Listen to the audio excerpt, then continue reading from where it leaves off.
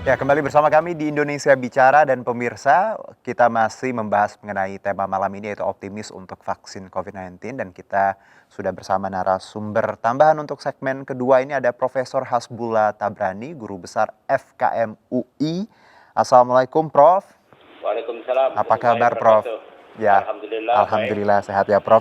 Prof, Ya. maaf nih kalau kita menyita waktunya pasti lagi sibuk sekali, tapi kami juga dari Ya. Indonesia Bicara dan juga yang nonton ini Prof ingin bicara vaksin karena banyak sekali tadi informasi yang masih kita coba gali. Nah, kalau kita bicara rencana vaksinasi massal untuk beberapa waktu ke depan, Profesor sendiri apa yang harus jadi catatan untuk pemerintah? Catatan pertama, saya alhamdulillah kemarin dengar Pak Jokowi bilang akan ditanggung untuk semua rakyat. Ya, betul. Gratis. Itu catatan pertama. Oke. Karena secara teori itulah memang yang harus dilakukan negara karena faktor eksternalitas namanya. Oke. Kalau tidak divaksin semua, maka ekonomi juga akan Betul. susah nanti. Mhm, Ya, mhm. jadi itu adalah investasi negara. Lebih Oke. baik keluarkan sekian puluh triliun daripada defisit ratusan triliun. Ya. Itu. Jadi bagus. Yang kedua, catatannya karena sudah bagus komitmennya, nah sekarang dalam pelaksanaannya harus benar. Baik. Nah, harus benar dalam artian kita mulai dulu dari mereka-mereka yang punya risiko tinggi untuk terkena. Nah, mereka didahulukan. Ya, tenaga kesehatan sudah betul lah itu ya. Nah, tapi juga perlu dipahamin kalau di negara-negara lain kan lansia didahulukan itu. Ya. Karena memang resikonya tinggi. Nah, Indonesia juga harusnya juga begitu ya. Oke. Lansia didahulukan, yang produktif bisa mengalah. Kadang nggak mungkin kita kasih satu hari 270 juta orang dapat sekaligus. Nggak Betul. mungkin. Aha. Ya. Oke. Maka harus ada prioritas tadi. Nah, Oke. untuk teman-teman yang memang bukan yang high risk, usia masih muda, tidak ada penyakit apa-apa, energi masih bagus, daya tahan tubuh masih bagus. Nah, yang ini bersabar sedikit, pakai tetap 3M, sehingga tetap terhindar dari tertular COVID. Oke. Baik. Itu ya, Prof. Nah, kalau bicara kita tahu ada keraguan dari sebagian masyarakat terkait vaksin itu sendiri. Banyak yang menolak mungkin untuk nantinya divaksinasi. Profesor sendiri punya pendapat apa soal ini? Karena kan kita wajar karena ya pengetahuan tidak semuanya bisa tadi mengakses informasi. Banyak juga mungkin yang hoax yang masih beredar hingga menimbulkan keraguan itu sendiri. Bagaimana, Prof? Ya, kalau kita ragu, tentu kita tidak bisa bergerak. Kalau Oke. kita dalam bergerak jalan malam gelap, kita ragu, kita tidak tahu di depan itu lantai datar atau tidak, kita nggak berani bergerak. Ya. Nah, oleh karena itu harus kita tahu. Nah, tapi kan tidak semua orang bisa tahu. Betul. Karena ini vaksin masalah kompleks, masalah sulit, tidak mudah dipahami. Nah, kalau kita tidak tahu, seperti tadi saya ibaratkan kita jalan dalam gelap, kita tidak tahu, ya sudah kita pegangan kepada yang di depan kita yang lebih tahu. Oke. Ya begitu. Jadi Baik. kalau di depan gagak jatuh, kan kita juga nggak jatuh. Nah, siapa yang depan kita? Nah, di sini ada para ahli kesehatan. Ada Badan POM yang mengawal bahwa vaksinnya sudah efektif atau tidak. Jadi begitu vaksin ada label dari Badan POM, ada izin Badan POM, jangan ragu, jangan takut. Oke. Karena itu ibarat tadi saya bilang pegangan tangan untuk jalan di gelap ya. Baik. Jadi kalau menolak itu adalah langkah yang salah ya, Prof. Karena kita tahu kita harus percaya tadi ada BPOM yang sudah melaksanakan verifikasi dan segala macam seperti itu ya, dan proses yang kita tahu sendiri sudah melalui banyak fase seperti itu.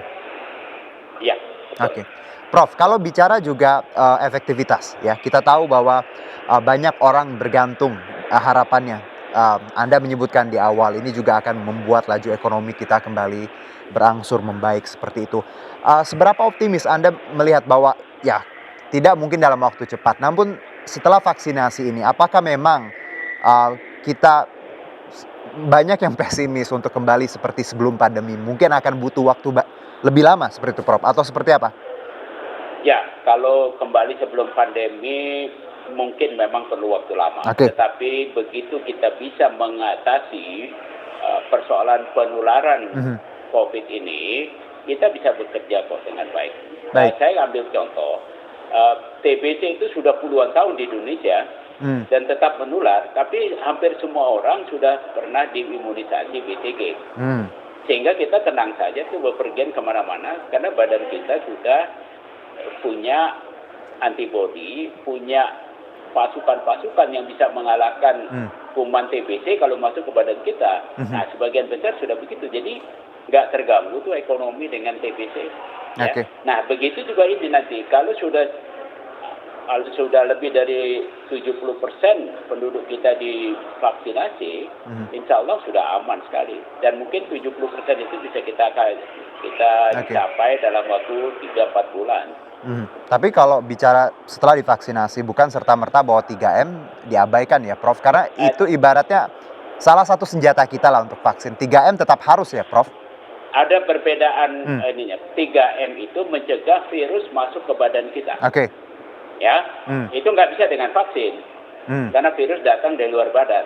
Kalau virus sudah masuk ke badan kita, supaya virus tidak jadi merusak badan kita atau kita jadi sakit, itu tugasnya vaksin. Oke. Jadi vaksin itu adalah tentara dalam negeri, kalau ibarat negara ini polisi. Nah, sementara masker itu tentara TNI yang menangkal dari luar masuk, gitu. Ya. Nah, Oke. jadi kerjasama keduanya harus bareng. Ya. Oke, Prof. Kalau bicara efektivitas, ini kan kita tahu ada 6 vaksin yang masuk ke tanah air. Disebutkan juga di informasi yang beredar ada beda-beda seperti itu, Prof. Ada 60, ada 90, ada beberapa persen seperti itu. Bagaimana harusnya masyarakat melihat informasi ini? Kalau menurut saya masyarakat nggak usah pusing dengan itulah. Oke. Ya, serahkan kepada Badan POM. Oke. Badan POM yang akan memberikan izin sebuah vaksin diedarkan karena sudah mempunyai efektivitas yang cukup.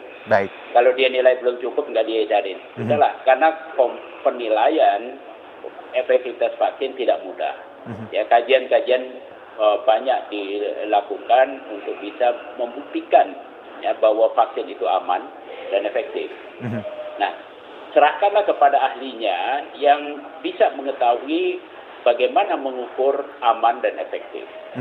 Ilmu yang sudah dimiliki untuk mengukur aman dan efektif itu adalah orang-orang di Badan POM. Baik. Dan mereka diberikan kewenangan untuk itu. Di luar itu banyak juga yang punya keilmuan untuk mengetahui, tetapi tidak punya kewenangan. Nah, Badan POM punya kewenangan dan punya keahlian. Jadi serahkan Badan POM, kita tunggu. Kalau Badan POM bilang sudah, saya izinkan beredar, tandanya sudah aman dan efektif. Oke. Jadi kita harus support seperti apapun langkah yang dilakukan pemerintah ya, Prof, ya, untuk saat ini. Ya. Karena kita harus melakukan ini bersama ya, Prof. Betul, karena ada saja yang tidak patuh, itu korbannya semua orang kita. Oke, Prof, kalau bicara juga terkait vaksin itu sendiri, kita tahu banyak vaksin dihasilkan dari waktu yang tidak singkat, yaitu bertahun-tahun. Sementara seluruh negara di dunia ini untuk saat ini mengambil langkah shortcut seperti itu, Prof, untuk melakukan vaksinasi. Keraguan ini juga ada di tengah masyarakat, baik itu dari epidemiolog juga melihat tadi efektivitas, keamanan seperti itu. Namun diabaikan karena kita memang tahu ada jalur yang disebut tadi yang darurat seperti itu. Anda melihat bagaimana nantinya keamanan, karena kita juga tidak bisa mengabaikan resiko dong, Prof, nanti kalau ada hasil yang kena divaksinasi, apakah nanti ada efek samping seperti itu, Prof? Ya, sudah barang tentu efek samping yang ringan sih ada, ya, karena itu bagian dari reaksi badan, ya.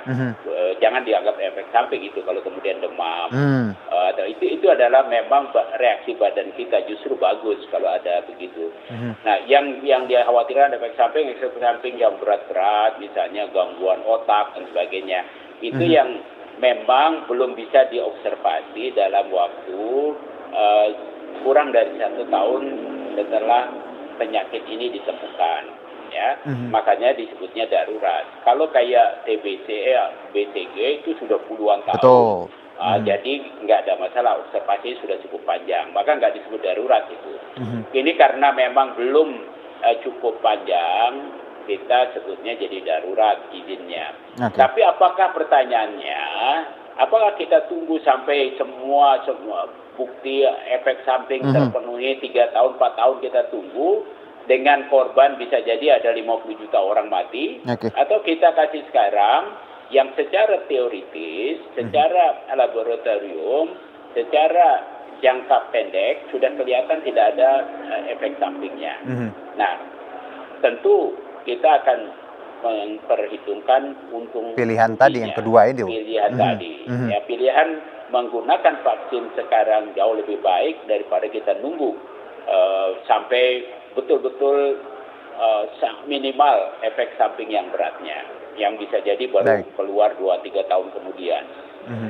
Dan memang teknologi membuat vaksin yang sekarang ini juga sebagian ahli, tapi para masyarakat nggak usah terpengaruh sama itu. Badan POM, para ahli menganggap, dulu vaksin kan disuntikan dengan virus yang dilemahkan. Terus sekarang kan dengan teknologi genom, dengan Mirna namanya, messenger RNA, itu diambil saja sebagian yang penting, ya bagian yang penting. Itu kemajuan teknologi.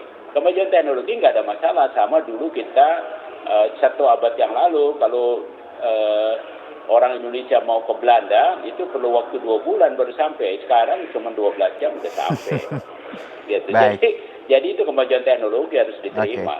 Jadi itu yang bisa kita sampaikan tadi Prof ya, untuk mungkin banyak pertanyaan di luar. Nah Prof, kalau kita bicara lagi pernyataan Pak Jokowi yang dirilis di akun YouTube kemarin bahwa beliau akan menjadi yang pertama divaksin.